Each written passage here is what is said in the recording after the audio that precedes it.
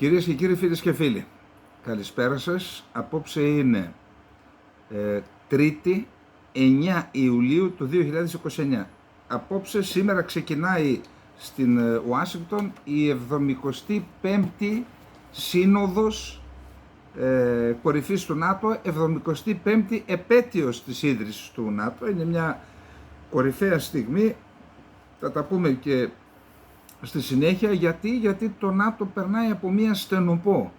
Έχει να αντιμετωπίσει τον πόλεμο στην Ουκρανία, έχει να αντιμετωπίσει τη μετάβαση του κόσμου στην πολυπολικότητα, έχει να αντιμετωπίσει το ενδεχόμενο ο Τραμπ όταν εκλεγεί να το μετατρέψει σε μια συμμαχία δύο ταχυτήτων.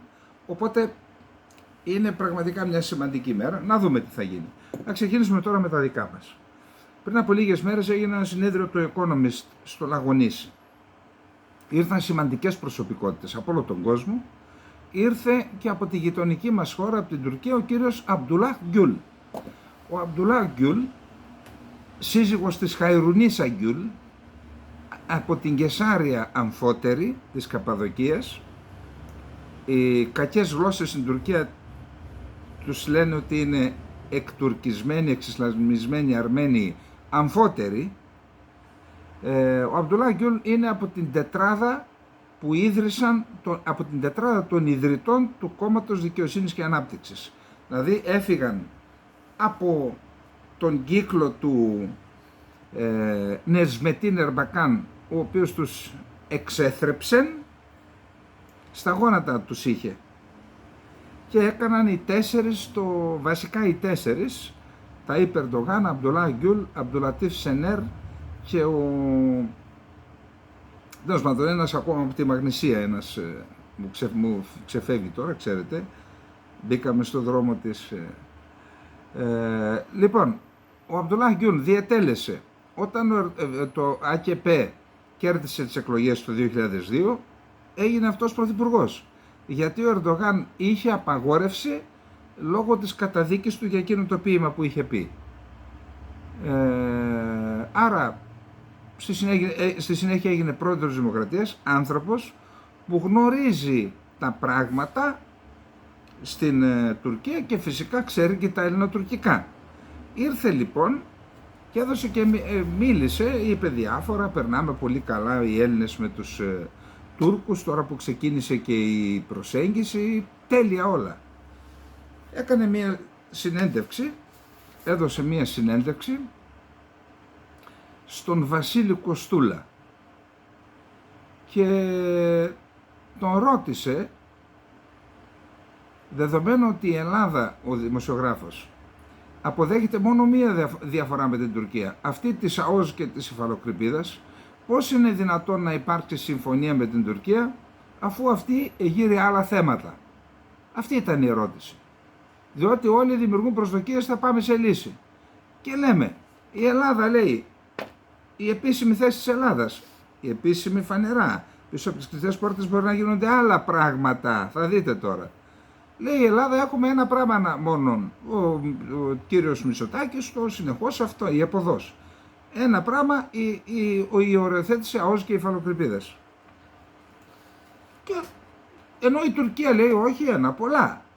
Λέει πώς μπορεί να βρεθεί λύση αφού άλλα λέει ο ένας, άλλα λέει ο άλλος? Να δείτε τώρα τη συνταγή της λύσης. Ελάτε εδώ. Γνωρίζουμε ότι υπάρχουν προβλήματα. Δεν είναι μόνο ένα το πρόβλημα. Υπάρχουν και άλλα προβλήματα. Είναι καλό να τα συζητήσουμε όλα αυτά βαθιά, σε βάθος. Πολύ ειλικρινά, πίσω από τις κλειστές πόρτες στην αρχή. Όχι δημοσίως, ούτε επισήμως. Πίσω από τις κλειστές πόρτες. Τότε, αν συμφωνούμε σε κάποιο από αυτά, έχει καλώς. Στη συνέχεια, ως πακέτο όλα τα θέματα μπορούν να μεταφορθούν στο Διεθνές Δικαστήριο. Συγγνώμη, όταν έρχεται αυτός και στο λέει μέσα στην έδρα σου αυτό, σημαίνει ότι αυτό είναι και το πλαίσιο των συζητήσεων. Να σας πω κάτι, ο καθένας δικαιούται, τρόπος του λέγει δικαιούται, να έχει την άποψή του. Όταν κυβερνά, δεν δικαιούται και τόσο πολύ, γιατί υπάρχουν και ποινικές ευθύνες. Εν πάση περιπτώσει, για την ανάγκη της συζητήσεως, ας πούμε, δικαιούται. Βγες και πες το, κύριε, εγώ θα πάρω την κυβέρνηση και θα πάω τα θέματα πακέτο στο Διεθνές Δικαστήριο. Άμα σε ψηφίσει ο κόσμος, έστω όπως λειτουργεί αυτό το κοινοβουλευτικό πολιτικό σύστημα, έχεις πάρει μία νομιμοποίηση. Τι κόλπα είναι αυτά? Πίσω από τις κλειστές πόρτες να έρχονται να μας λένε οι Τούρκοι ότι συζητάτε αυτά τα πράγματα? Λοιπόν, και ενώ συμβαίνουν αυτά, απλά να θυμίσουμε τι είπε ο Καραμανλής πρόσφατα. Πιστεύω ότι καμία ελληνική κυβέρνηση δεν θα ήταν διατεθειμένη να υποχωρήσει σε μείζωνα εθνικά θέματα και να αποδεχθεί ρυθμίσεις σε βάρος των εθνικών συμφερόντων. Αυτό δεν το είπε στην τύχη, μήνυμα ήταν αυτό. Πάμε λοιπόν να δούμε τώρα ένα άλλο θέμα. Σας θυμίζω μόνο ότι ο Καραμανλής είπε εδώ στην ομιλία του: μην τολμήσετε να υπογράψετε συνυποσχετικό το οποίο θα δίνει την ευχέρεια και τη δυνατότητα στο δικαστή της Χάγης να ορίσει ποια νησιά είναι ελληνικά και ποια δεν είναι. Διότι το βασικό ζήτημα που θα κληθεί να αντιμετωπίσει το δικαστήριο είναι το εξής. Ωραία, μου δίνεται μία και μόνο εντολή να οριοθετήσω. Από πού θα αρχίσω να μετράω? Από τις μικρασιατικές ακτές είναι δεδομένες. Από εδώ μεριά θα πρέπει να μετρήσω τις ακτές των νησιών. Και έρχεται εκεί η Τουρκία και λέει: Όπα κύριε, ποιο νησιών? Να δούμε ποια νησιά ανήκουν στην Ελλάδα. Και εκεί είναι το πρόβλημα. Θέλουν λοιπόν να μας βάλουν πακέτο να αποφασίσει το δικαστήριο ποια νησιά είναι ελληνικά. Το καταλάβατε? Αυτό είναι το κόλπο. Πάμε τώρα παρακάτω. Το Nordic Monitor είναι μία ενημερωτική ιστοσελίδα. Την έχει διευθυντής είναι ο Αμπτουλάχ Μποσκούρτ. Ήταν γενικός διευθυντής στην εφημερίδα Ζαμάν, που ανήκε στην ομάδα, στον κύκλο του Γκιουλέν, τότε που ο Γκιουλέν συγκυβερνούσε με τον Ερντογάν, τότε ήταν φίλοι, και πουλούσε 1.200.000 φύλλα την ημέρα, 1.250.000 φύλλα. Ο άνθρωπος αυτός έχει κάνει μια ενημερωτική ιστοσελίδα και αναφέρεται σε αυτή την... Καλά, δεν υπάρχει, είναι αχαρακτήριστη η ενέργεια της Ελλάδας να κατέλθει με κοινό υποψήφιο στον ΟΑΣΕ η Ελλάδα και η Τουρκία. Η Τουρκία διεκδικεί τη θέση του Γενικού Γραμματέα και η Ελλάδα για τον Φεριντούν Συνυρλίογλου, ο οποίος είναι από τα κόραλα του Πόντου. Γκιόρελε το λένε τώρα, είναι τα αρχαία κόραλα. Εκεί κοντά ήταν και η πόλη Φιλοκάλια, τότε που ο Πόντος ήταν γεμάτος με ελληνικές πόλεις. Από εκεί είναι ο Φεριντούν Συνυρλίογλου. Τον προτείνουμε εμείς. Δηλαδή τι έχει κάνει εναντίον μας και εναντίον άλλων. Τον προτείνουμε για Γενικό Γραμματέα σε έναν οργανισμό που αφορά την επίβλεψη των θεμάτων του κράτους δικαίου, τις έντιμες εκλογές και την ελευθερία της έκφρασης και των μέσων μαζικής ενημέρωσης. Δηλαδή σε όλα αυτά η Τουρκία είναι πρωταθλητή στις παραβάσεις. Βάζουμε το λύκο να φυλάξει τα πρόβατα. Προσέξτε, η Ελλάδα και εμάς μας στηρίζει η Τουρκία, την κυρία Τελειριάν, πώς τη λένε, ψάξτε και δείτε ποια είναι η κυρία. Την έδιωξε με τις κλωτσιές, μεταφορικά, ο Δένδιας, και της έδωσε στέγιο ο Μητσοτάκης.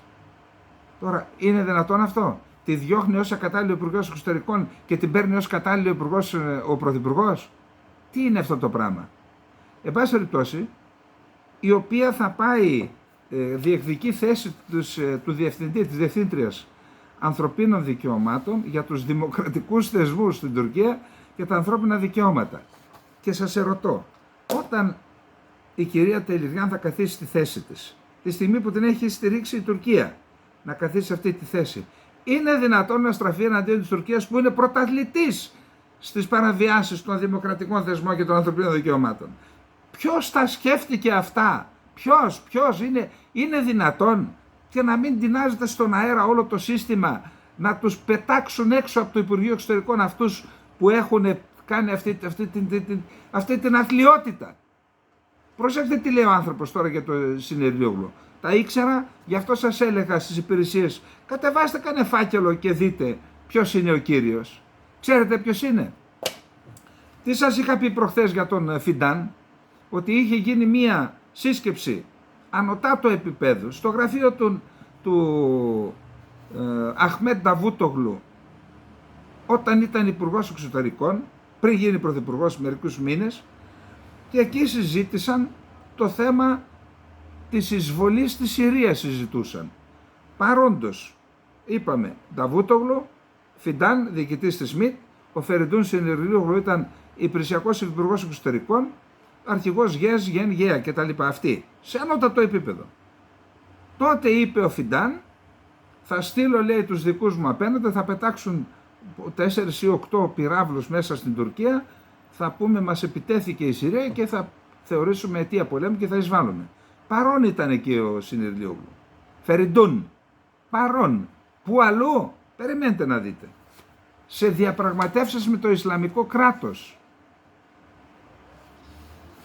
Και δεν τα λέω εγώ, ούτε τα λέει ο Μποσκούρτ αυτά, τα λέει ένας διπλωμάτης που ήταν γενικός πρόξενος στο τουρκικό προξενείο στη Μοσούλη και κατηγορεί το Συνεργιόγλου, συνάδελφό του στο Υπουργείο Εξωτερικών, ότι αυτός δεν έλαβε υπόψη τις προειδοποιήσεις, μας άφησε να συλληφθούμε τότε όμηροι, ως όμηροι, ο ίδιος και έκανε 50 άτομα και έκανε ο ίδιος διαπραγματεύσεις με το Ισλαμικό κράτος και τότε έγινε, θα πω τη λέξη, το deal το μεγάλο, να τους αφήσετε και εμείς θα απελευθερώσουμε δικούς σας, αλλά θα μας δίνετε και το πετρέλαιο που βγάζετε από τις πετρελαιοπαιδίες της Συρίας. Και τότε έγινε η μεγάλη μπίζνα από τον Ερντογάν και τον κύκλο του, μέσα στον οποίο ανήκει και ο Συνεργιόγλου. Το καταλάβαμε το έργο. Ο Ουσδούρκ Γιλμάζ, τότε γενικός πρόξενος της Τουρκίας στη Μοσούλη, κατηγόρησε την τουρκική κυβέρνηση ότι ξεπούλησε τους ομήρους για να επωφεληθεί από το πετρέλαιο του ISIS στη Συρία. Αποκάλυψε δε ότι οι πολυάριθμες προσπάθειές του να πείσει τις τουρκικές αρχές να εξαπολύσουν αεροπορικές επιδρομές στα στρατεύματα του ISIS αγνοήθηκαν και ότι τα τηλεγραφήματα έκτακτης ανάγκης που έστελνε στην Άγκυρα εξαφανίστηκαν, υποδηλώνοντας ότι ο Συνεργιόγλου συμμετείχε ως υπηρεσιακός υπουργός εξωτερικών, τα έπαιρνε και τα έκανε σε άλλο αρχείο, τα έβαζε. Ο Συνεργιόγλου συμμετείχε στην επιχείρηση συγκάλυψης. Ο Συνεργιόγλου έχει μακρά διαδρομή σε μυστικές υπηρεσίες και επιχειρήσεις χάριν του Ερντογάν, συμπεριλαμβανομένων συζητήσεων για προβοκάτσια, ώστε να δικαιολογηθεί μια στρατιωτική εισβολή στη Συρία το 2014, όπως σας είπα. Επίσης συμμετείχε ενεργά στις προσπάθειες της Τουρκίας να αμφισβητήσει την κυριαρχία της Ελλάδας σε ορισμένα νησιά στο Αιγαίο Πέλαγος το 2021, σε επιστολή στις 13 Ιουλίου του 2021 στο Συμβούλιο Ασφαλείας του ΟΗΕ, ο Συνεργιόγλου, μόνιμος εκπρόσωπος της Τουρκίας στον ΟΗΕ, έγραψε ότι, εισαγωγικά, η συνεχιζόμενη εσκεμμένη και επίμονη ουσιαστική παραβίαση από την Ελλάδα των διατάξεων αποστατικοποίησης των ειρηνευτικών συνθηκών της Λοζάνης και του Παρισιού συνιστά σοβαρή απειλή για την ασφάλεια της Τουρκίας. Απειλούμε εμείς την Τουρκία δηλαδή. Η Ελλάδα παραβιάζει βασικές διατάξεις των συνθηκών βάσει των οποίων απέκτησε κυριαρχία στα νησιά, άρα σου λέει αφού δεν τις εφαρμόζεις δεν έχεις κυριαρχία. Πράγμα που από νομική άποψη σημαίνει ότι η Ελλάδα δεν μπορεί έναντι της Τουρκίας να επικαλείται κυριαρχία βάσει των ίδιων συνθηκών. Ακούστε τρέλα. Και αυτό το κάθαρμα το στηρίζει η Ελλάδα. Και είναι ακόμα στη θέση του αυτός που τον προτείνει. Είναι ντροπή πραγματικά. Ντροπή.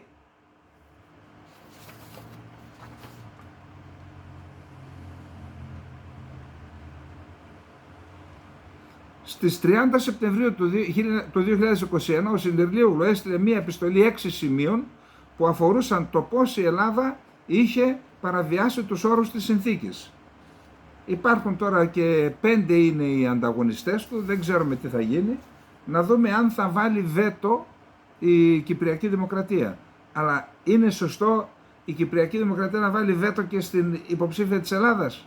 Άντε πέστε μου τώρα για να δείτε ότι δεν έχουν μυαλό, δεν σκέφτονται κανέναν. Ούτε τους Έλληνες της Ελλάδας, ούτε τους Έλληνες της Κύπρου. Δεν σκέφτονται.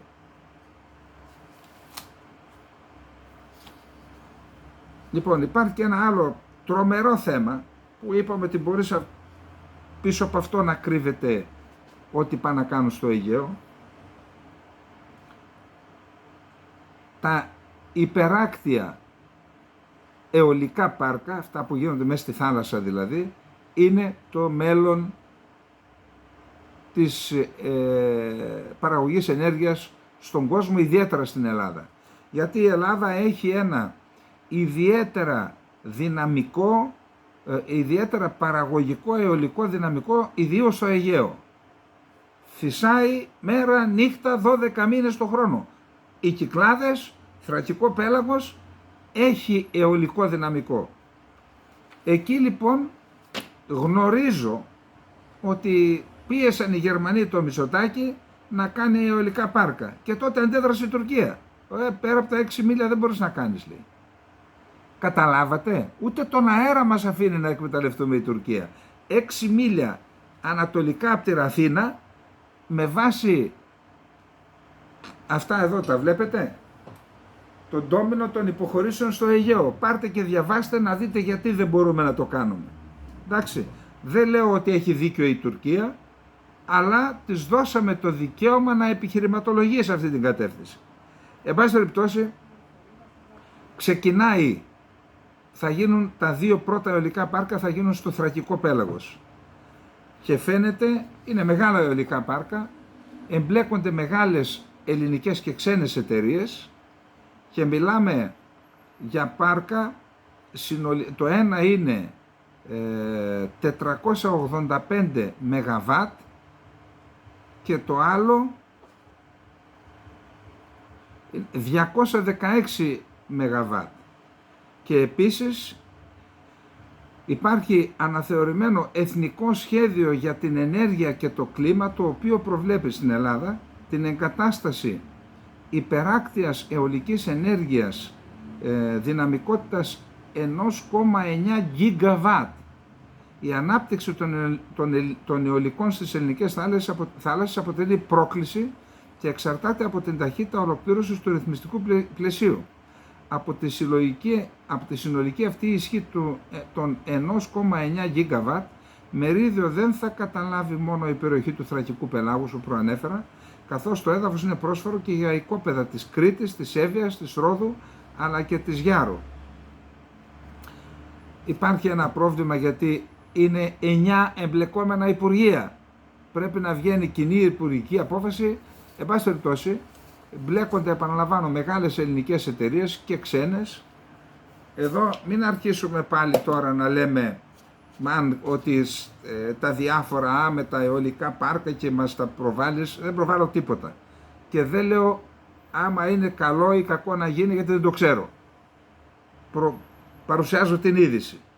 Και γνωρίζω, επειδή το έψαξα, ότι τα χρήματα που μπορούν, τα κέρδη που μπορούν να βγουν από τα αιωλικά πάρκα σωρευτικά σε βάθος 20-30 ετών είναι περισσότερα από τα κοιτάσματα πετρελαίου και φυσικού αερίου. Γι' αυτό δεν ήθελαν να τα βγάλουν.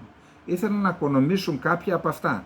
Θα βγουν τρελά λεφτά. Γυρνάει αυτό η φτερωτή, το φουρφούρι που λέγανε στο χωριό, και βγάζει χιλιάρικα με τον αέρα. Δηλαδή το κόστος είναι μεγάλο της κατασκευής, βγάζει απίστευτα λεφτά.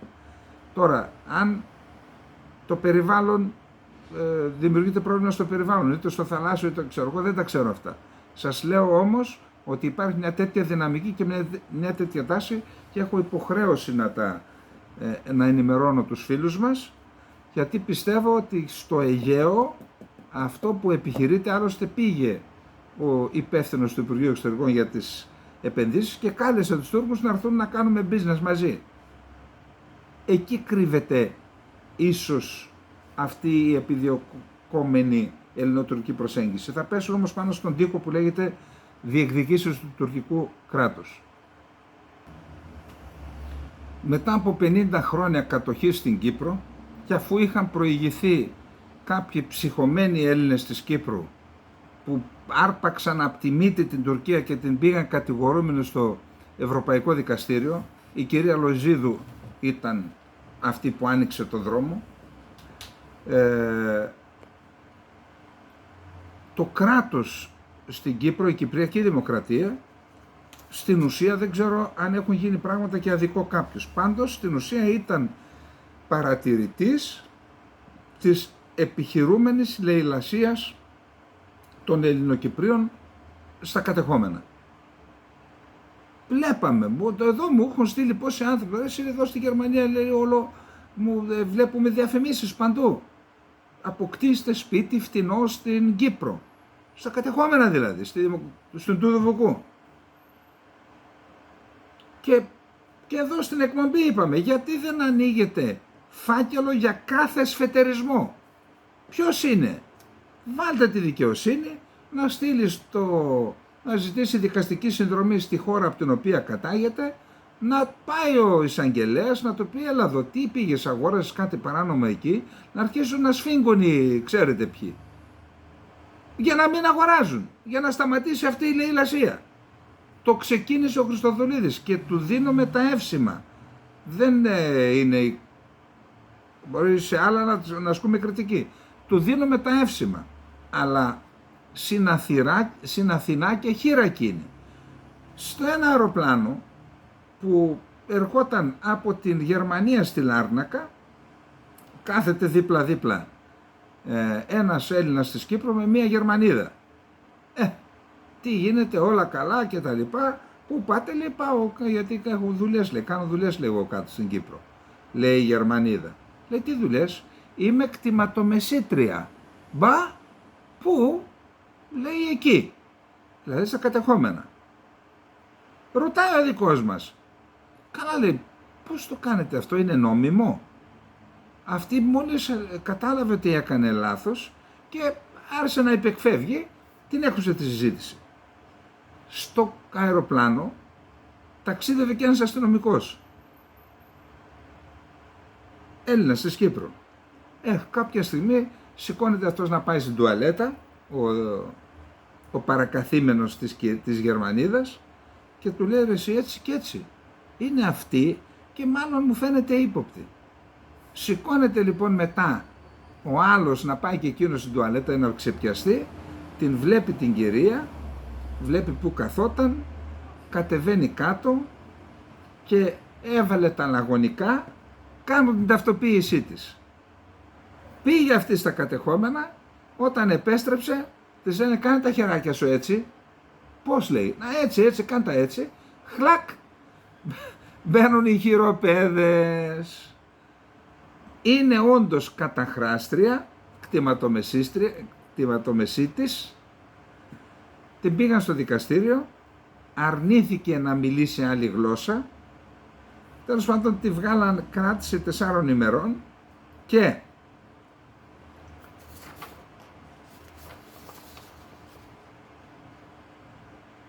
μέχρι στιγμής για την υπόθεση το ΤΑΕ αρχηγείο έλαβε 5 καταθέσεις, ενώ σύμφωνα με τα όσα αναφέρθηκαν χθες ενώπιον της έδρας για να εγκριθεί η τετραήμερη κράτησή της, θα ληφθούν ακόμα 45 καταθέσεις, πιθανόν αυτόν που πήρε η κυρία τα οικόπεδα. Η 49χρονη Γερμανής είναι ύποπτη για 6 αδικήματα. Πρόκειται για τα ακόλουθα: συνωμοσία προς διάπραξη κακουργήματος, συνωμοσία προς καταδολίευση, συνωμοσία προς διάπραξη πλημελήματος, δόλιες συναλλαγές σε ακίνητη περιουσία που ανήκει σε άλλον, απάτη βαριά δηλαδή, παράνομη κατοχή, νομή και χρήση γης εγγεγραμμένη σε άλλον, νομιμοποίηση εσόδων από παράνομες δραστηριότητες. Ωραία! Μέσα, χώστε την μέσα για 400 χρόνια, όπως και τον κύριο Σιμών Μιστριέλ Αϊκούτ, τον Τουρκοεβραίο, ο οποίος είναι ήδη στην Μπουζού, συγγνώμη τώρα να λέμε και καμιά λέξη έτσι για να ελαφρύνει, είναι στη φυλακή, ενώ καταζητούνται τα 2 του παιδιά, ο Αφίκ Γιακόβ και ο Μάικλ Μιστριέλ Αϊκούτ.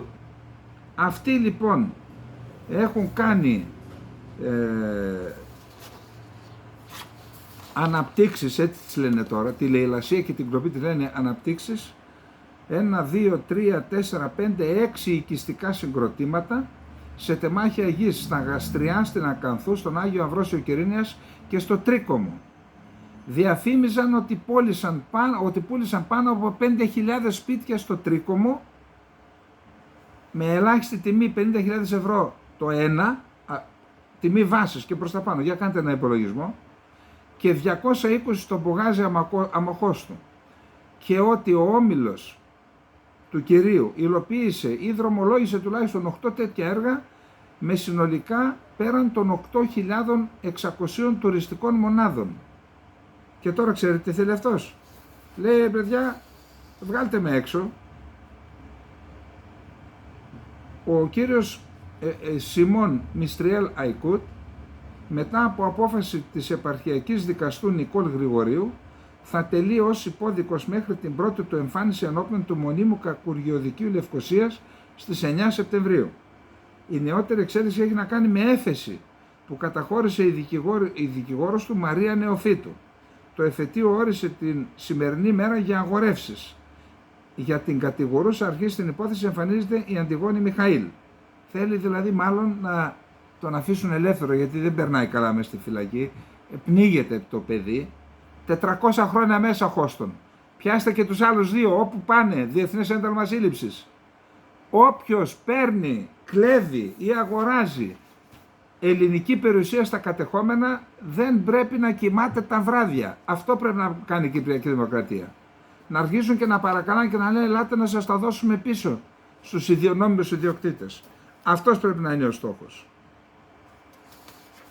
Η κυρία Ολγκίν Κουεγιάρ κατέθεσε σήμερα, μου φαίνεται, την πρότασή της στον Γκουτέρες, αλλά έκανε ένα κείμενο 873 λέξεων απευθυνόμενη και στις δύο πλευρές. Δεν βρήκε να πει μία λέξη για την κατοχή, τη συνεχιζόμενη κατοχή της Τουρκίας, και όλα αυτά εξαιτίας του γεγονότος ότι είμαστε δεδομένοι ότι η Τουρκία και κατέχει και διατηρεί 40.000 στρατό και απειλεί ότι μπορεί να πάρει και την υπόλοιπη Κύπρο, και σου λέει, εσείς από εκεί είναι το πρόβλημα τώρα, μην τους εξαγριώνουμε, ελάτε εδώ να τα βρούμε, υποκύψτε, σκύψτε το κεφάλι, μη ζητάτε απελευθέρωση του νησιού. Γιατί δεν βρήκε μια λέξη να πει η κυρία? Από εκεί έπρεπε να ξεκινήσει. 50 χρόνια συνεχιζόμενης βάρβαρης κατοχής της Κύπρου. Ο Χριστοδουλίδης, επειδή τέθηκε θέμα, διευκρίνησε ότι η πρόταση της απεσταλμένης του Γενικού Γραμματέα των Ηνωμένων Εθνών της Μαρία Αγχέλα Ολκίν, την οποία απέρεψε, σχετιζόταν με το άνοιγμα οδοφραγμάτων και όχι με το θέμα της συνεκμετάλλευσης των φυσικών πόρων της Κύπρου, το φυσικό αερίο δηλαδή. Και λέει ότι ποτέ δεν τέθηκε στον ίδιο από οποιονδήποτε συνομιλητή του θέμα συνεκμετάλλευσης των φυσικών πόρων της Κύπρου. Και κάτι άλλο από την Κύπρο για να δούμε πώς λειτουργεί η μία πλευρά και πώς λειτουργούμε εμείς από εδώ. Πάλι θα αρχίσουν ορισμένοι να λένε ότι το δημόσιο πανεπιστήμιο κτλ. Εντάξει, καλά. Λαμβάνοντας υπόψη την προοπτική που απέκτησε ο τομέας της εκπαίδευσης τα τελευταία χρόνια, η Κυπριακή κυβέρνηση έχει λάβει την απόφαση να προχωρήσει με μέτρα για στήριξη του τομέα της τριτοβάθμιας εκπαίδευσης.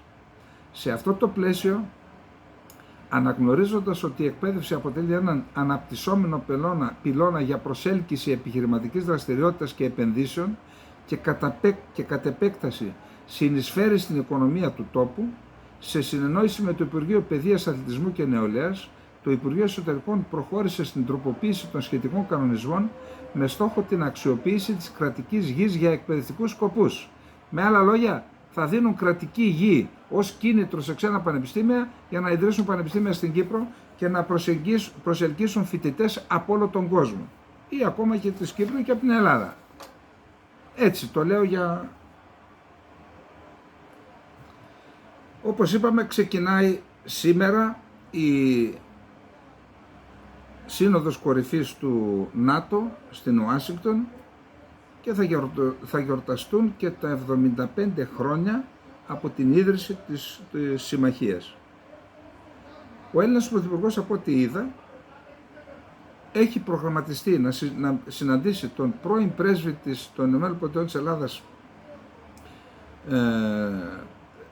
των ΗΠΑ στην Ελλάδα, τον κύριο Σπέκχαρτ, πρώην πρέσβης, και ένα άλλο άτομο το οποίο ήταν πρώην βοηθός Συμβούλου Εθνικής Ασφάλειας, κάτι τέτοιο. Δύο πρώην δηλαδή. Όσον αφορά το Σπέκχαρτ, νομίζω ότι κάποιοι τον είχαν μπλέξει τότε στην τράπεζα της Πρώτων, που είχε γίνει και ένα σκάνδαλο εκεί. Τι δουλειά έχει ο κ. Μητσοτάκης με το Σπέκχαρτ? Θέλει να αλλαιρωθεί κι αυτός? Ο Σπέκχαρτ βγήκε τον πελάτο, αν δεν κάνω λάθος, έτσι, για να μην, τώρα δεν έχω χρόνο να καθίσω να ψάξω. Αλλά νομίζω ότι ήταν αυτός. Δηλαδή όταν είχε αφιπηρετήσει, φεύγω από εδώ, απευθείας πήγε εκεί, στην τράπεζα του κυρίου Λαβρεντιάδη νομίζω, και μετά έγιναν διάφορα εκεί. Και θα πάει να μιλήσει και σε μια δεξαμενή σκέψη νομίζω, κάτι τέτοιο. Και από την άλλη μεριά έχει τον πρόεδρο της Τουρκίας, έρχεται από την Αστάνα, όπου συζήτησε 2 ώρες με τον Πούτιν, έχει καλέσει τον Πούτιν να έρθει στην Τουρκία, έχει επαφές υψηλού επίπεδου με την Κίνα για να φιλοξενήσει και την εργοστάσιο παραγωγής ηλεκτρικής ενέργειας, ανταγωνιστικό με τις ΗΠΑ. Υπόψη ότι για να πετύχει όλα αυτά πούλησε ο Ερντογάν τους Ουιγούρους. Δηλαδή δεν βγάζει τσιμουδιά για ό,τι υφίστανται οι Ουιγούροι, λένε ότι παραβιάζουν τα δικαιώματά τους. Ο υποστηρικτής τους μέχρι τώρα ήταν εξ ονόματος της Δύσης, ήταν η Τουρκία, έκανε και διάφορα κόλπα εκεί η Τουρκία, αποσταθεροποιητικά για την Κίνα. Τα σταμάτησε όλα αυτά και λέει, έλα δώσε τώρα, αφού τα σταμάτησε, αντάλλαγμα. Αντάλλαγμα, πάρ' το εργοστάσιο. Πάει λοιπόν εκεί, έχει μια ατζέντα βαριά από ό,τι διαβάζω, από την Deutsche Welle. Φιλοκυβερνητικές εφημερίδες στην Τουρκία επισημαίνουν ότι το ένα από τα θέματα της Συνόδου θα είναι το ουκρανικό και η Τουρκία θα τονίσει τη στήριξή της στην εδαφική ακεραιότητα της Ουκρανίας, αλλά και την εξέβρεση τρόπου που θα οδηγήσει Ρωσία και Ουκρανία στο δρόμο μιας ειρηνευτικής διαδικασίας. Τέλος πάντων, κάτι κάνει. Εμείς αδειάζουμε τη Ρόδο και τη Ρόδο από πυρομαχικά. Ούτε μια σφαίρα δεν έδωσε η Τουρκία από τα αποθέματά της. Αν τα εργοστάσια πούλησαν, κονόμησαν. Εμείς, τα τουρκικά μνημεία θεωρούν πιθανή μια ανταλλαγή απόψεων Ερντογάν και Μπάιντεν για τη Γάζα και τη Μέση Ανατολή, αλλά και για τη Συρία, όπου εκεί η Τουρκία σε συνεννόηση με την Ρωσία, την Κίνα και το Ιράν πάει να τα βρει με τον Άσαντ εις βάρος των αμερικανικών συμφερόντων, όπου οι Αμερικανοί βρίσκονται στη Συρία συνεργαζόμενοι με τους Κούρδους. Σε συνέντευξη τύπου που παραχώρησε ο Ερντογάν πριν την αναχώρησή του, εξήρε τη σημασία της χώρας του στο πλαίσιο του ΝΑΤΟ και είπε «Είμαστε η μία από τις 5 χώρες που αποτελούν τη ραχοκοκαλιά της συμμαχίας» και πρόβλεψε ότι η Τουρκία θα τα πάει εξίσου καλά με τον νέο Γενικό Γραμματέα τον Μαρκ Ρούτε, όπως τα πήγε καλά και με τον Τούρκεμπεργκ, τον Στόλτεμπεργκ δηλαδή. Κάλεσε το ΝΑΤΟ να μην γίνεται μέρος του πολέμου και τόνισε ιδιαίτερα τις προσπάθειες μέσω του οργανισμού τουρκογενών κρατών, τουρκικών κρατών, όπως την τελευταία σύνοδο που έγινε στη Σούση το Σάββατο, να γίνουν τα κατεχόμενα ισότιμο αναγνωρισμένο μέρος. Το τόνισε αυτό. Το τόνισε. Άτε πάνε να τον δεις τώρα εσύ, κύριε Μητσοτάκη. Κάνε και τη συνάντηση που ακούμε, σας ζήτησε και συνάντηση. Και ακούμε, σε ανταπόκριση από τις ΗΠΑ, ότι ζήτησαν οι Τούρκοι συνάντηση. Δηλαδή δεν θα γίνει κανονική συνάντηση κορυφής, που σημαίνει ότι προηγουμένως οι διπλωμάτες κάθισαν, έβαλαν κάτω τι θέματα θα πει ο ένας, τι θέμα, όχι αυτό μην το βάζεις, όχι το βάλω, αυτό δεν το δέχομαι, και να γίνει μια συνάντηση με σημαίες κανονικά. Δεν υπάρχει τέτοιο πράγμα. Και οι Τούρκοι ζήτησαν συνάντηση, κάτι θα ζητήσουν. Ζήτησαν συνάντηση του, κάτι θα ζητήσουν. Ο Μητσοτάκης λοιπόν θα πάει, ενώ έχουν βάλει στο κρεματόριο την Κύπρο με προσπάθειες αναγνώρισης του ψευδοκράτους, και ενώ μετά από 10 μέρες, όταν πάει ο Έλληνας Πρωθυπουργός για να μιλήσει στην αντικατοχική, ο Ερντογάν θα είναι το τιμόμενο πρόσωπο και θα χαιρετά Μέρχαμπα Ασκέρ, όπως λένε, το στρατό κατοχής που θα περνά στη Λευκοσία. Αυτά να σας πω κάτι. Δεν υπάρχουν σε καμία χώρα του κόσμου, δεν γίνονται αυτά. Σε καμιά χώρα του κόσμου. Να έχουμε κατεχόμενη Κύπρο και εμείς να αγκαλιαζόμαστε και να φιλιόμαστε με τους Τούρκους. Σαν δεν τρέπεστε λίγο. Συνεχίστε να προδίδετε την Κύπρο. Σαν δεν τρέπεστε λίγο. Λοιπόν, ο Μεχμέτ Ντεμίρογλου είναι ένα σημαντικό πρόσωπο στην Τουρκία, διότι είναι γενικός διευθυντής της τουρκικής αεροδιαστημικής βιομηχανίας και λέει ότι σε πρώτο στάδιο θα κάνουμε παραγωγή 100 ΚΑΑΝ, αυτά τα αεροσκάφη που πάνε να κάνουν, και λέει θα κάνουμε παραγωγή 200-300, τα μισά τα κρατήσουμε εμείς και τα μισά τα δώσουμε σε 4-5 χώρες που έχουν ήδη, θα τα πουλήσουμε, που έχουν ήδη ενδιαφερθεί, και είπε ότι ο Υπουργός Άμυνας της Σαουδικής Αραβίας που τον φιλοξένησε ήρθε στις εγκαταστάσεις και είδε ο ίδιος το αεροσκάφος. Εντάξει. Εργοστάσιο παραγωγής ηλεκτρικών αυτοκινήτων, εργοστάσιο της Fiat, εργοστάσιο της Renault, εργοστάσιο της Toyota, νομίζω και της Honda, πουλάνε 1,5 εκατομμύρια αυτοκίνητα και εσείς ούτε ποδήλατο στην Ελλάδα. Μόνο να λαιλατείτε τον πλούτο της χώρας. Κάποια στιγμή αυτή η Ελλάδα θα ψοφήσει. Πόσο να την αρμέξετε άλλο. Εν πάση περιπτώσει, αυτό που αναφέρθηκε, το θέμα της δήλωση Νασράλα, ακολουθεί δήλωση Φιντάν, ακολουθεί δήλωση του Κουράν, είναι ένας καθηγητής διεθνούς δικαίου, ανακοίνωση του τουρκικού Υπουργείου Άμυνας ότι η Τουρκία είναι έτοιμη για τρίτο παγκόσμιο πόλεμο, και μετά τα δημοσιεύματα σταθήκαμε σε ένα θέμα. Λένε λοιπόν ότι η Κύπρος έχει δώσει βάση στη Μοσάντ, στην οποία υπηρετούν δεκάδες, αυτό μας το ανέφερε και ο Γάλλος από τη Φιγκαρό, έτσι, τα είπαμε εδώ, δεκάδες πράκτορες της Μοσάντ. Καταρχάς, τι συμφωνία είναι αυτή? Τι συμφωνία είναι αυτή? Την πήραν τώρα οι Τούρκοι και την έκαναν σημαία. Διαβάζω λοιπόν. Σιωνιστικός κίνδυνος δίπλα μας. Τεράστιος κίνδυνος με τη Μοσάντ δίπλα μας. Η εφημερίδα Τούρκιε. Ο σιωνιστικός κίνδυνος είναι πάνω μας. Η Μοσάντ στη Νότια Κύπρο. Το Χαμπέρ 7. Τεράστιος κίνδυνος δίπλα μας. Αποκαλύφθηκε πως οι Ελληνοκύπροι έδωσαν άδεια δημιουργίας σταθμού της Μοσάντ.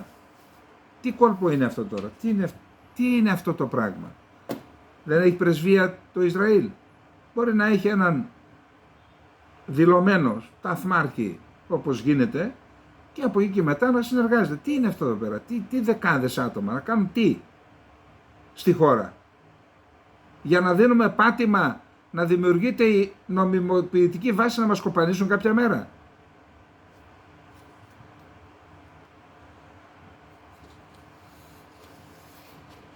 Λοιπόν, σήμερα το πρωί από το ακροτήριο Κανάβεραλ εκτοξεύθηκε ο τουρκικός δορυφόρος Turksat 6α, ο οποίος είναι σχεδόν στο σύνολό του τουρκικής κατασκευής. Λέει ως Τουρκία πράξαμε, ο Ερντογάν το είπε, ως Τουρκία παράξαμε περισσότερο από το 81% των υποσυστημάτων των δορυφορικών επίγειων σταθμών και το λογισμικό στο έργο Turksat 6α, το οποίο είναι μεγάλη σημασία για το μέλλον της χώρας μας στο διάστημα, με εθνικούς πόρους, λέει, τα κάναμε αυτά. Ο Υπουργός Μεταφορών και Υποδομών Απτουλκαντήρ Ουράλογλου είπε ότι το πρώτο σήμα από τον Turksat 6α ελήφθη 67 λεπτά μετά την εκτόξευσή του και λέει ότι η Τουρκία με αυτόν τον δορυφόρο θα μπορεί να στέλνει βασικά τηλεοπτικά σήματα, οι τηλεοράσεις τουρκικές, σε 5 δισεκατομμύρια ανθρώπους. Και φυσικά υπάρχει και το θέμα των τηλεπικοινωνιών. Θα φτάσει, λέει, θα έχουμε φέρει τις δικές μας επικοινωνίες, τις τηλεοπτικές μας εκπομπές σε ένα ασφαλέστερο, καλύτερο επίπεδο, προσθέτοντας ότι ο νέος δορυφόρος θα επιτρέψει πλέον στην Τουρκία να φτάσει επίσης στην Ινδία, την Ινδονησία, τη Μαλαισία και την Ταϊλάνδη. Βέβαια έχω να πω το εξής, ότι το επικοινωνιακό δόγμα της Τουρκίας, προβολής δηλαδή των θέσεων, είναι πόσα βήματα μπροστά από το δικό μας. Χαοτική είναι η διαφορά. Βλέπεις δεκάδες τουρκικούς τηλεοπτικούς σταθμούς έξω, το η τουρκική, το World, έχει απίστευτα ντοκιμαντέρ και σε βάρος της Κύπρου και σε βάρος της Ελλάδας, που τα βλέπουν εκατοντάδες εκατομμύρια άνθρωποι, και αν δείτε την ΕΡΤ, την αντίστοιχη την ελληνική έξω, θα σας πιάσει κατάθλιψη. Ακόμα το Χριστός ξανασταυρώνεται δείχνουν. Κάτι τέτοια. Δεν υπάρχει αγγλόφωνο, δεν υπάρχει τίποτα. Και νέος διάλογος υψηλού επίπεδου για το εμπόριο μεταξύ Ευρωπαϊκής Ένωσης και Τουρκίας. Ο εκτελεστικός αντιπρόεδρος και επίτροπος εμπορίου Βάλτης Ντομπρόβκης και ο Τούρκος Υπουργός Εμπορίου Ομέρ Μπολάτ πραγματοποιούν τη Δευτέρα στις Βρυξέλλες τον πρώτο διάλογο υψηλού επίπεδου Ευρωπαϊκής Ένωσης Τουρκίας για το εμπόριο. Θα συζητήσουν ορισμένα θέματα, θα συζητήσουν και το θέμα της Τελωνειακής Ένωσης, υπόψη ότι η Τουρκία δεν έχει αναγνωρίσει την Κυπριακή Δημοκρατία, και αυτός θα έπρεπε να είναι ο πρώτος όρος για να ξεκινήσουμε να πούμε αναγνώρισε την Κυπριακή Δημοκρατία. Κατά τα άλλα, να πάμε στο Ισραήλ. Σήμερα το Ισραήλ βομβάρδισε το τρίτο σχολείο μέσα σε 3 μέρες, στο οποίο λένε ο Ισραηλινός στρατός ότι κρύβονται τρομοκράτες της Χαμάς, γι' αυτό το βαρέσαμε. Σκοτώνονται όμως και οι άλλοι άνθρωποι. Για να δούμε τι λέει τα γεγονότα και τι λέει το Ισραήλ. Οι Ισραηλινές δυνάμεις ανακοίνωσαν ότι έπληξαν μετά τα μεσάνυχτα σήμερα την Τρίτη, το πρωί δηλαδή, πρώτες πρωινές ώρες, τρομοκράτες που χρησιμοποιούσαν δομές σχολείου στην περιοχή Νουσεϊράτ. Η ιατρική πηγή στο νοσοκομείο Αλ Άουντα της Νουσεϊράτ δήλωσε στο γαλλικό πρακτορείο ότι έφτασαν εκεί πολλοί τραυματίες έπειτα από την επίθεση στην είσοδο του σχολείου. Με βάση πληροφορίες και με τη χρήση πυρομαχικών ακρίβειας, η Ισραηλινή πολεμική αεροπορία έπληξε τρομοκράτες που διεξήγαγαν τρομοκρατικές δραστηριότητες, χρησιμοποιώντας δομές σχολείου στην περιοχή της Νουσεϊράτ για να προφυλαχτούν. Αναφέρει ανακοίνωση του Ισραηλινού στρατού. Το Ισραήλ κατηγορεί συστηματικά τους ένοπλους βραχίονες της Χαμάς και του Παλαιστινιακού Ισλαμικού Τζιχάντ ότι παραβιάζουν το διεθνές δίκαιο χρησιμοποιώντας πολιτικές υποδομές και χρησιμοποιώντας τους κατοίκους της λωρίδας της Γάζας ως ανθρώπινες ασπίδες για να διαπράττουν τρομοκρατικές επιθέσεις εναντίον το κράτος του Ισραήλ. Έτσι ακριβώς είναι. Αποτελεί έγκλημα πολέμου να χρησιμοποιείς τους αμάχους ως ασπίδα. Αλλά ακόμα και σε αυτή την περίπτωση, όταν κάποιοι, εμπροκειμένου στη συγκεκριμένη περίπτωση η Χαμάς, χρησιμοποιούν τους αμάχους, όταν εσύ το γνωρίζεις και βομβαρδίζεις, διαπράττεις και εσύ έγκλημα πολέμου. Αυτά μου είπε όταν υπήρχε ένα θέμα, ρώτησα τον Συρίουγο που το κατέχει το θέμα και μου είπε και το ένα αποτελεί έγκλημα πολέμου και το άλλο έγκλημα πολέμου. Άρα παιδιά, τι το αναφέρετε, μη λέτε τίποτα καλύτερα. Διότι έτσι αποδέχεστε και εσείς ότι κάνατε έγκλημα πολέμου. Είπαμε το τρίτο είναι αυτό το σχολείο που χτυπούν σε 2 μέρες. Πρόσφατη έκδοση του The Lancet που δημοσιεύθηκε με τίτλο «Καταμετρώντας τους νεκρούς στη Γάζα, δύσκολο αλλά αναγκαίο», υποδηλώνει ότι ο αριθμός των νεκρών που δηλώνει το Υπουργείο Υγείας της Χαμάς, 38.200 νεκροί, είναι κατά πολύ μεγαλύτερος και λέει ότι ερήφθησαν 14.000 βόμβες που παρήχαν οι ΗΠΑ στο Ισραήλ, το 35% των κτηρίων στη λωρίδα της Γάζας έχει καταστραφεί, επομένως ο αριθμός των σωρών που εξακολουθούν να είναι θαμμένοι στα ερείπια είναι πιθανότητα σημαντικός, με εκτιμήσεις πάνω από 10.000 άτομα. Ο συνολικός αριθμός των νεκρών αναμένεται να είναι μεγάλος, λαμβάνοντας υπόψη την ένταση αυτού του πολέμου, τις κατεστραμμένες υποδομές υγειονομικής περίθαλψης, τις σοβαρές ελλείψεις σε τρόφιμα, νερό και στέγη, την αδυναμία του πληθυσμού να διαφύγει σε ασφαλή μέρη και τη διακοπή χρηματοδότησης της UNRWA, μία από τις ελάχιστες ανθρωπιστικές οργανώσεις που δραστηριοποιούνται ακόμα στη λωρίδα της Γάζας. Ο Γενικός Γραμματέας της Χαμάς, ο Ισμαήλ Χανίγια, έκανε δήλωση και είπε ότι σήμερα οι στρατιωτικές ενέργειες του Ισραήλ στη Γάζα ενδέχεται να φέρουν τις συνομιλίες για μία κατάπαυση του πυρός πίσω στην αφετηρία, δηλαδή ξαναρχίζουμε από το μηδέν. Σε μία τηλεφωνική συνομιλία με μεσολαβητές για την επίτευξη μιας συμφωνίας εκεχηρίας, ο Χανίγια είπε ότι θεωρεί τον Ισραηλινό Πρωθυπουργό Νετανιάχου και το Ισραήλ πλήρως υπεύθυνος για μία πιθανή κατάρρευση των διαπραγματεύσεων. Ο Νετανιάχου δήλωσε χθες ότι οποιαδήποτε συμφωνία για εκεχηρία στη Γάζα πρέπει να επιτρέπει στο Ισραήλ να συνεχίσει τις μάχες μέχρι να επιτευχθούν οι στόχοι του.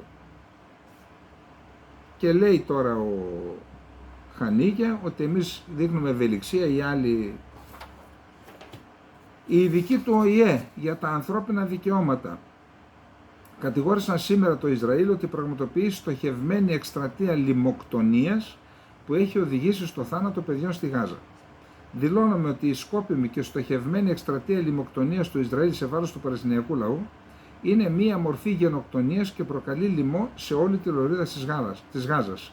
Δήλωσαν 10 ανεξάρτητοι ειδικοί των Ηνωμένων Εθνών σε ανακοίνωση, κάνοντας λόγο για τον πρόσφατο θάνατο 3 παιδιών από υποσιτισμό και έλλειψη πρόσβασης σε επαρκή υγειονομική φροντίδα. Το Euromed Human Rights Monitor δήλωσε ότι έχει λάβει νέες μαρτυρίες από πρόσφατα απελευθερωμένους Παλαιστίνιους κρατουμένους που επιβεβαιώνουν τη σημαντική συστηματική διάπραξη σκληρών βασανιστήριων και απάνθρωπης μεταχείρισης από τις Ισραηλινές αρχές.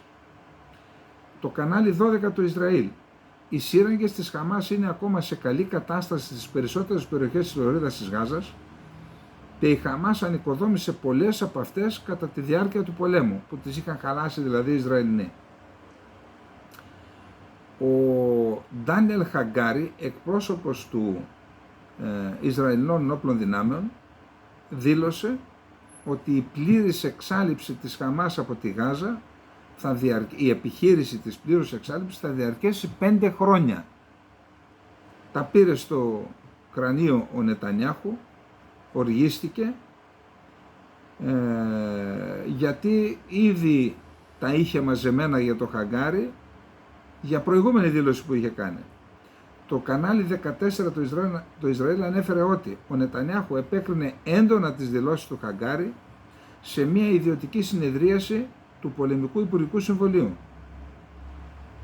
Η προηγούμενη δήλωση, εκτός από αυτή που είπε για 5 χρόνια, είχε πει ο Χαγκάρι: το να μιλάμε για την καταστροφή της Χαμάς είναι εξαπατάμε το λαό με αυτό.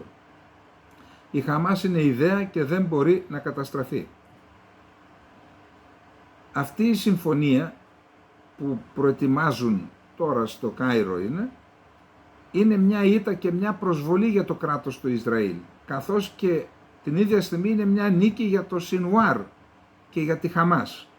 Δεν είναι η συντριπτική νίκη που υποσχέθηκε ο Νετανιάχου, αλλά μάλλον μια συντριπτική ήττα για εμάς, δήλωσε ο Υπουργός Οικονομικών του Ισραήλ, Σμότριχ, επικρίνοντας την πιθανότητα να υπογραφεί μια συμφωνία μεταξύ Ισραήλ και Χαμάς.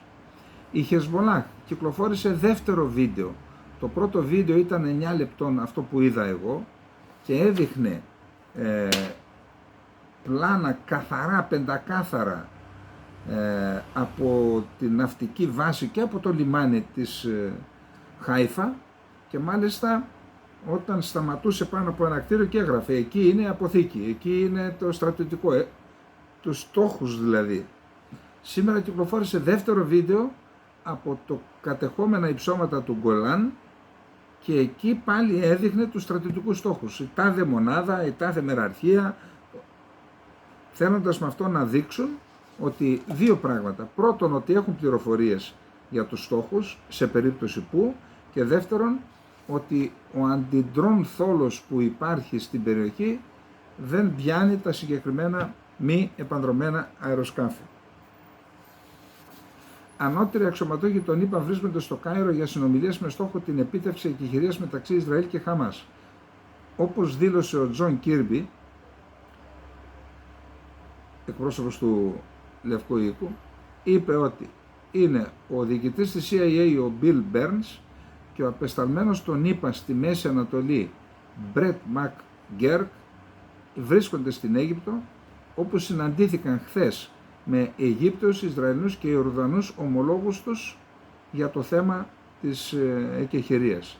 Το έχουμε δουλέψει αυτό πολύ σκληρά και υπάρχουν ακόμη κάποια κενά που παραμένουν στις θέσεις των δύο πλευρών, αλλά δεν θα είχαμε στείλει μια ομάδα εκεί αν δεν πιστεύουμε ότι έχουμε μια ευκαιρία. Προσπαθούμε να γεφυρώσουμε αυτά τα κενά όσο καλύτερα μπορούμε. Είδα μια φωτογραφία σήμερα που δεν το πίστευα. Η ναυαρχίδα του Ιρανικού ναυτικού μέσα στο λιμάνι του Μπάντα Αραμπάς δεν βυθίστηκε, αλλά έγειρε, είναι η μισή μέσα στο νερό, αλλά πλάγια, όχι όρθια, και δεν λένε ότι πιθανόν να έγινε βλάβη, δεν αποκλείεται όμως και η δολιοθωρά. Εντάξει, δεν το έχουν και πολλοί οι Ιρανοί με το πολεμικό ναυτικό, έτσι. Να θυμίσω ότι όταν το 499 π.Χ. έγινε η Ιωνική Επανάσταση, θέλω να μιλήσουμε μια φορά, να βρω χρόνο να τα πούμε, με πρωταγωνίστρια την Μίλητο, την βασίλισσα της Ιωνίας. Τότε εξεστράτευσε από ξηράς και θαλάσσης, εξεστράτευσαν οι Πέρσες, επειδή δεν είχαν ναυτικό, πλήρωσαν το ναυτικό των Κιλίκων, από την Κιλικία δηλαδή. Δεν έχουν ναυτική παράδοση και τώρα τους βυθίζεται μέσα στο λιμάνι και έχει ξαναγίνει αυτό πάλι με πολεμικό πλοίο. Αυτό είναι πλοίο 12 ετών, υπερσύγχρονο, και ποιος ξέρει, κάποιοι θέλουν να στείλουν μήνυμα στο Ιράν, δεν ξέρω τι γίνεται. Τώρα, ο Μασούντ Πεζεσκιάν, αυτός πρέπει να είναι Αρμενοαζέρος, το Πεζεσκιάν παραπέμπει σε Αρμένιο και η μάνα του είναι Κούρδισσα νομίζω. Και λέει, νέος πρόεδρος του Ιράν, η Ισλαμική Δημοκρατία ανέκαθεν στήριζε την αντίσταση του λαού της περιοχής απέναντι στο παράνομο σιωνιστικό καθεστώς. Αυτό είναι ένα μήνυμα στον Νασράλα, τον ηγέτη της Χεσβολάχ. Είμαι βέβαιος ότι τα κινήματα αντίστασης στην περιοχή δεν θα επιτρέψουν σε αυτό το καθεστώς να συνεχίσει τις φιλοπόλεμες και εγκληματικές πολιτικές του απέναντι στον καταπιεσμένο Παλαιστινιακό λαό και τα άλλα έθνη της περιοχής. Υποτίθεται ότι ο άνθρωπος αυτός είναι μετριοπαθής. Οι Ηνωμένες Πολιτείες της Αμερικής. Δύσκολα τα πράγματα εκεί για τον Biden. Τι να σας πω τώρα, μόνον κάποια που κρίνω ότι είναι σοβαρά τα μεταφέρω στο δελτίο μας. Από πού δεν δέχεται πειρά. Μέχρι και οι Γερμανοί γιατροί έκασαν στην Bild επωνύμως και έκαναν διαγνώσεις. Νευρολόγοι επιφανείς στη Γερμανία. Λέει, δεν μπορεί ο άνθρωπος. Δηλαδή και τώρα δεν μπορεί, αλλά αυτή η ασθένεια που έχει θα επιδεινωθεί τα επόμενα χρόνια. Δεν μπορεί. Τέλος πάντων, ο πρόεδρος της Επιτροπής Εποπτείας της Βουλής των Αντιπροσώπων, James Comer, απαιτεί από τον γιατρό του Λευκού Οίκου να εμφανιστεί ενώπιον του Κογκρέσου για να απαντήσει σε ερωτήσεις σχετικά με την επιδεινούμενη ψυχική κατάσταση του Προέδρου. Καταλάβατε, δεν θέλω να επενέσω κανένα σύστημα, αλλά είμαι υποχρεωμένος να αναδείξω το ρόλο που έχει εκεί η νομοθετική εξουσία. Σου λέει, έλα ρε, τι γίνεται εκεί πέρα στην εκτελεστική εξουσία, τι κάνετε. Διότι η νομοθετική εξουσία ελέγχει την εκτελεστική. Ελέγχει το Ελληνικό Κοινοβούλιο την κυβέρνηση. Τροχονόμος είναι. Διότι κανονικά η νομοθεσία πρέπει να βγαίνει από τους νομοθέτες. Τροχονόμοι είναι η Βουλή. Κάνουν τα νομοσχέδια τα Υπουργεία και η κυβέρνηση και περνάνε όλοι, αφού είναι οι λόγοι είναι τα τάγματα. Κλείνετε επί δεξιά, κλείνετε επί αριστερά, 2 βήματα εμπρός, 1 βήμα πίσω Μόνο κάμψεις που δεν τους δίνουν, όπως γινόταν παλιά. Εδώ κοιτάξτε τι λέει ο άλλος. Έλα εδώ γιατρέ. Τι είναι αυτός εκεί, τι κάνει. Εκπρόσωπος του Συμβουλίου Εθνικής Ασφάλειας τον είπα. Δεν είμαστε έτοιμοι για πυρηνικές διαπραγματεύσεις με τη νέα κυβέρνηση του Ιράν. Η στιγμή της αλήθειας για την Ουκρανία θα έρθει στη Σύνοδο Κορυφής του ΝΑΤΟ. Γράφουν οι Washington Times. Οι προοπτικές για ένταξη είναι ασαφείς. Λέει ότι είναι κόκκινη γραμμή για τη Ρωσία. Δεν ξέρουν τι να κάνουν. Ο Ζελένσκι απαιτεί. Πάντως λένε, σύμφωνα με το CNN, το προσχέδιο κοινής δήλωσης της Συνόδου Κορυφής του ΝΑΤΟ που ξεκινά σήμερα στην Ουάσιγκτον περιγράφει την πορεία της Ουκρανίας προς ένταξη στη συμμαχία ως μη αναστρέψιμη. Δηλαδή, ο Γενικός Γραμματέας του ΝΑΤΟ Στόλτεμπεργκ δήλωσε πρόσφατα ότι θέλει να δει την Ουκρανία στη συμμαχία μέχρι το 2034. Πάντως σίγουρα όσο διαρκεί ο πόλεμος δεν πρόκειται με βάση αυτά που πληροφορούμαστε, έτσι, δεν πρόκειται να γίνει μέλος του ΝΑΤΟ. Ο γιατρός του Biden δήλωσε ότι ο Αμερικανός πρόεδρος δεν υποβάλλεται σε θεραπεία για την νόσο Πάρκινσον. Κανένα σημάδι ανησυχίας δεν εντοπίστηκε από την πλευρά των κρατών μελών του ΝΑΤΟ για τη φυσική κατάσταση του Αμερικανού πρόεδρου Τζο Biden, σύμφωνα με εκπρόσωπο του Λευκού Οίκου. Αυτό το ζήτημα υποδηλώνει ότι οι συμμαχικές χώρες θα πρέπει να καθησυχαστούν για τον ηγετικό ρόλο των ΗΠΑ και τη δέσμευση του Biden για τα θέματα της ασφάλειας. Παράλληλα τονίστηκε ότι ο Biden εξετάστηκε εξ αποστάσεως από το γιατρό του σήμερα, ανέφερε ο Λευκός Οίκος, προσθέτοντας ότι ο πρόεδρος κάνει τέτοιες εξετάσεις 2 φορές την εβδομάδα. Το ρώτησαν το γιατρό. Υποβάλλεται σε θεραπεία ο πρόεδρος για την νόσο του Πάρκινσον? Όχι. Παίρνει φάρμακα για την νόσο του Πάρκινσον? Όχι. Δήλωσε σήμερα η εκπρόσωπος της Αμερικανικής Προεδρίας Καρίν Ζαν Πιέρ. Πάντως στο New York Times, το είπαμε προχθές εδώ, ανέφεραν ότι 8 φορές μέσα σε 8 μήνες επισκέφθηκε το Λευκό Οίκο ένας ειδικός για την νόσο του Πάρκινσον. Ο Biden επενέβη χθες, σπάνιο το κάνει αυτό, σε τηλεοπτική παρέμβαση, τηλεφωνικά, και είπε η ουσία είναι εδώ, ότι δεν πάμε πουθενά, γιατί το θέμα ήταν αν φεύγει ή δεν φεύγει. Επαναλαμβάνοντας ορισμένες από τις θέσεις που εξέφρασε στην επιστολή του προς τους δημοκρατικούς βουλευτές, ο Biden είπε στην τηλεφωνική παρέμβαση ότι οι ψηφοφόροι μίλησαν ξεκάθαρα κατά τη διαδικασία επιλογής υποψηφιότητας και ότι πιστεύει ότι είναι ο καλύτερος υποψήφιος για να κερδίσει τον Τραμπ.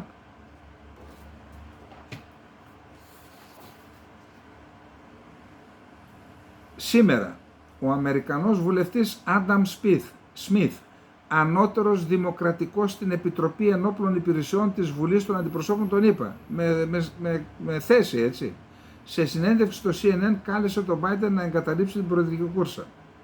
Την ίδια στιγμή ο Λευκός Οίκος ανακοίνωσε ότι δεν υπάρχει κανένα σημάδι ανησυχίας. Ο Στίβεν Κίνγκ, ένας διάσημος συγγραφέας, δήλωσε τα εξής και υποστηρικτής του Biden μέχρι χθες. Ο Τζο Biden υπήρξε ένας καλός πρόεδρος, αλλά ήρθε η ώρα να ανακοινώσει προς το συμφέρον της Αμερικής που τόσο ξεκάθαρα αγαπά, ότι δεν θα είναι υποψήφιος για επανεκλογή. Το έγραψε στο Twitter σήμερα το πρωί.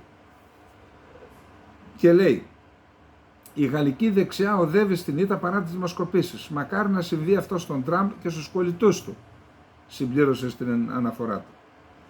Χθες ο Αμερικανός ηθοποιός και σκηνοθέτης Ρομπ Ράινερ κάλεσε τον Biden να αποχωρήσει από την κούρσα.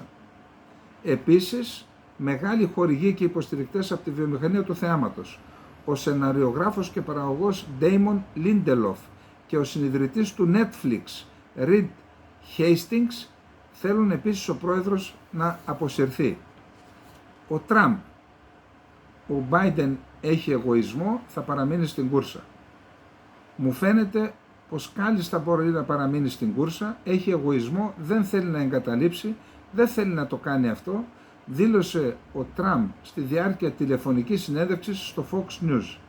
Αναφερόμενος στην τηλεμαχία είπε, ήταν πολύ χλωμός, για να το πούμε ευγενικά. Όταν άρχισε να μιλάει, είχε φωνή αδύναμη.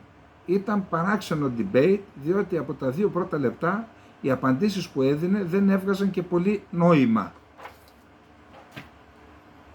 Ο Τζέφρεϊ Σόνενφελτ στο Bloomberg, στους New York Times, λέει, ενώ δίνουν την εντύπωση η προεκλογική εκστρατεία του Τραμπ ότι οι διευθύνοντες σύμβουλοι των μεγάλων αμερικανικών εταιρεών ότι είναι με τον Τραμπ, λέει δεν είναι αληθές αυτό, οι περισσότεροι δεν θέλουν την εκλογή του. Και έχουμε εδώ τους Γερμανούς καθηγητές που λένε ότι πάσχει, δεν είναι η υγεία του, δεν είναι κατάλληλη για να αναλάβει την... Έχουμε εδώ για τη Γαλλία, δεν χρειάζεται τώρα να πούμε τίποτα, αν μπορέσουμε να τα πούμε αύριο γιατί δεν είναι κάτι επίγον. Για να πάμε στην Ρωσία, γιατί εκεί είχαμε σοβαρό θέμα, τον βομβαρδισμό του νοσοκομείου παιδών στο Κίεβο, το οποίο σήμερα θα συζητηθεί στο Συμβούλιο Ασφαλείας του ΟΗΕ. Το ρωσικό πλήγμα στο παιδιατρικό νοσοκομείο του Κιέβου θα συζητηθεί σήμερα στο Συμβούλιο Ασφαλείας του ΟΗΕ κατόπιν αιτήματος Βρετανίας, Γαλλίας, Ισημερινού, Σλοβενίας και ΗΠΑ. Θα καταγγείλουμε τη θρασίδηλη και φαύλη επίθεση της Ρωσίας στο νοσοκομείο, ανέφερε η Μπάρμπαρα Woodward, εκπρόσωπος της Βρετανίας, σε μία ανάρτησή της στην πλατφόρμα. Ο δε Γενικός Εισαγγελέας της Ουκρανίας, Άντριι Κώστιν, ανέφερε ότι συζήτησε την επίθεση στο παιδόν με τον εισαγγελέα του Διεθνούς Ποινικού Δικαστηρίου Καρίμ Χάν. Στέλνουμε όλες τις πληροφορίες και τα αποδεικτικά στοιχεία για τις επιθέσεις στο Κίεβο και σε άλλες ουκρανικές πόλεις στο γραφείο του εισαγγελέα του Διεθνούς Ποινικού Δικαστηρίου. Σημειώνεται ότι χθες σε διάφορες επιθέσεις πυραυλικές σκοτώθηκαν 36 άνθρωποι σε ολόκληρη την Ουκρανία. Φρικιαστική υπενθύμηση της βαρβαρότητας της Ρωσίας στον πόλεμο χαρακτήρισε ο Biden τους βομβαρδισμούς που στήγησαν τη ζωή σε τουλάχιστον 36 ανθρώπους στην Ουκρανία. Μαζί με τους συμμάχους μας θα ανακοινώσουμε νέα μέτρα για να ενισχύσουμε την αντιαεροπορική άμυνα της Ουκρανίας, ώστε να τη βοηθήσουμε να προστατεύει τις πόλεις και τους πολίτες από τους ρωσικούς βομβαρδισμούς. Η Ουκρανική Υπηρεσία Ασφαλείας, SBU, παρουσίασε σήμερα Τρίτη νέα στοιχεία που, όπως ανέφερε, αποδεικνύουν ότι το παιδιατρικό νοσοκομείο του Κιέβου επλήγει άμεσα από ρωσικό πύραυλο Kh-101. Τα συμπεράσματα των εμπειρογνωμόνων είναι αδιαμφισβήτητα. Ήταν ένα άμεσο κτύπημα, ανέφερε η SBU στο Telegram σύμφωνα με το Reuters. Η SBU δημοσίευσε εικόνες ενός θραύματος πυράβλου που, όπως είπε, βρέθηκαν στο σημείο και προσέθεσε ότι η ανάλυση των σημείων προκλήθηκαν αποδεικνύουν ότι πρόκειται για άμεσο κτύπημα. Το Κρεμλίνο ανακοίνωσε ότι τα ουκρανικά αντιπυραυλικά πυρά και όχι η Ρωσία έπληξαν χθες Δευτέρα νοσοκομείο παιδών στο Κίεβο. Ο εκπρόσωπος του Κρεμλίνου, Πέσκοφ, δεν έδωσε στοιχεία για να υποστηρίξει τον ισχυρισμό του, όμως δήλωσε στους δημοσιογράφους: «Επιμένω, δεν πραγματοποιούμε πλήγματα σε πολιτικούς στόχους». Η Ζαχάροβα δήλωσε επίσης ότι το νοσοκομείο παιδών στο Κίεβο επλήγει χθες από ένα πύραυλο εδάφους αέρος NASAMS, ο οποίος εκτοξεύτηκε από την Ουκρανία. Το Ρωσικό Υπουργείο Άμυνας ανέφερε ότι η καταστροφή προκλήθηκε από την πτώση ενός ουκρανικού πυράβλου αεράμινας και δεν είναι η πρώτη φορά που το Κίεβο επιδίδεται σε τέτοιες προκλήσεις fake news. Οι ΗΠΑ σιωπούν για το γεγονός ότι ένας ουκρανικός πύραυλος αεράμινας έπληξε το νοσοκομείο στο Κίεβο προκειμένου να χρησιμοποιήσουν την κατάσταση για νέες παραδόσεις όπλων, δήλωσε ο Ρώσος πρέσβης στην Ουάσιγκτον, Ανατόλη Αντόνοφ. Είπε επιλέξει. Οι ΗΠΑ σιωπούν υποκριτικά για το γεγονός ότι η κεφαλή που έπληξε την πολιτική υποδομή αποδείχθηκε ότι ήταν ένας ουκρανικός πύραυλος αεράμινας. Η ιστερία για το κατεστραμμένο νοσοκομείο Οχμαντίτ στο Κίεβο που εξαπλώνεται στις ΗΠΑ αποτελεί παράδειγμα λυσασμένης αντιρωσικής προπαγάνδας. Οι Αμερικανοί αξιωματούχοι και ντόπιοι παρατηρητές, χωρίς να κατανοούν τα γεγονότα, χρησιμοποιούν κοινικά την τραγωδία εναντίον της Ρωσίας. Το Κρεμλίνο ανακοίνωσε σήμερα ότι θα παρακολουθήσει με τη μέγιστη προσοχή τη Σύνοδο Κορυφής του ΝΑΤΟ που ξεκινά σήμερα στην Ουάσιγκτον, διότι η συμμαχία θεωρεί τη Ρωσία εχθρό της. Και λέει διάφορα για το θέμα. Το ζουμί είναι αυτό που σας είπα. Οι πρώτες διαφωνίες εμφανίστηκαν με την Ουγγαρία, τον Ούγγρο Υπουργό Εξωτερικών εκεί από την Ουάσιγκτον να δηλώνει ότι δεν πρόκειται η Ουγγαρία να στείλει στρατό και δεν θα συμμετάσχει στη χρηματοδότηση του Κιέβου και στην αποστολή όπλων. Η διεξαγωγή μιας νέας διάσκεψης για την Ουκρανία χωρίς τη Ρωσία είναι καταδικασμένη σε αποτυχία, δήλωσε ο πρόεδρος της Σλοβακίας Πελεγκρίνι. Ουκρανικά μη επανδρομένα αεροσκάφη επιτέθηκαν σε ρωσικό δηληστήριο πετρελαίου, σε στρατιωτικό αεροδρόμιο και σε υποσταθμό ηλεκτρικής ενέργειας σε μια νυχτερινή κοινή επιχείρηση του Κιέβου, δήλωσε σήμερα πηγή ασφαλείας στο Reuters. Η πηγή, μιλώντας υπό τον όρο της ανωνυμίας, δήλωσε ότι οι επιθέσεις έπληξαν το αεροδρόμιο του Αχτούμπινσκ στην νότια περιοχή του Αστραχάν της Ρωσίας, ένα δηληστήριο πετρελαίου στην περιοχή του Βόλγκογκραντ και έναν υποσταθμό ηλεκτρικής ενέργειας στο Ροστόφ. Από την πλευρά της οι Ρώσοι δηλώνουν ότι ένας πύραυλος Ισκαντέρ κατέστρεψε δύο εκτοξευτές Χάιμαρς, πολλαπλούς εκτοξευτές Χάιμαρς στην περιοχή της Χερσόνας.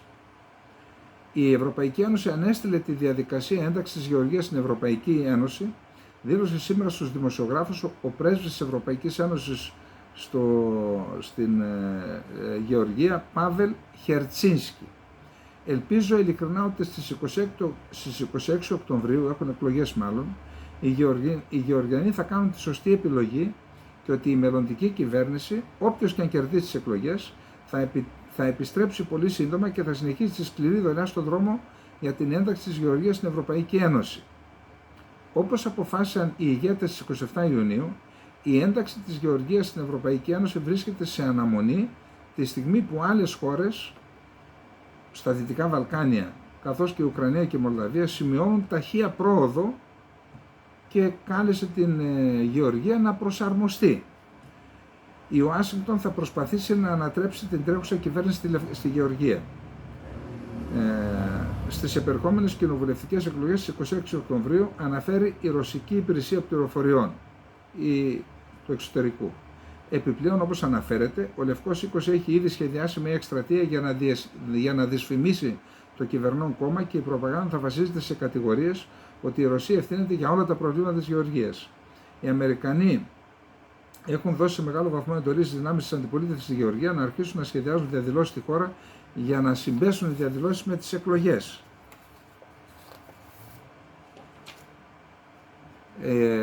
Η Ουκρανία υπέγραψε συμφωνία ασφάλειας με την Πολωνία, διεμερή συμφωνία συνεργασίας σε θέματα ασφάλειας υπέγραψαν σήμερα ο Ζελένσκι και ο Τούσκ, πρωθυπουργός, στη Βαρσοβία, και η Πολωνία είπε ότι μέχρι στιγμής έχει δώσει βοήθεια 4 δισεκατομμύρων ευρώ στην Ουκρανία. Ο Όρμπαν έστειλε, λέει, μυστική επιστολή στο Σαρλ Μισελ και για θέματα, και τον ενημέρωσε για τις θέσεις και της μιας πλευράς και της άλλης για το θέμα της ειρήνευσης, που σημαίνει ότι παρότι έλεγαν διάφορα, μάλλον δέχονται το ρόλο του ως έστω όχι μεσολαβητή της Ευρωπαϊκής Ένωσης, ως έναν αυτόβουλο διαμεσολαβητή. Δέχθηκε σήμερα, συναντήθηκε ο Πούτιν με τον Μόντι, τον πρωθυπουργό της Ινδίας. Εκεί είπαν ότι αναφέρθηκαν στο στρατηγικό χαρακτήρα των σχέσεων των δύο χωρών. Πάντως ο Μόντι του την είπε είναι θλιβερό να σκοτώνονται παιδιά. Λοιπόν, αυτά είχαμε να πούμε για απόψε. Προχωράμε δυνατά στη διοργάνωση, στηρίζουμε το συμμετέχω, στηρίζουμε το κανάλι μας, μου αρέσει, μπαίνουμε στο περισσότερα και στηρίζουμε όποιο τρόπο μπορούμε και δυνάμεθα το κανάλι μας. Λοιπόν, καλή νύχτα, να είστε όλοι και όλοι καλά.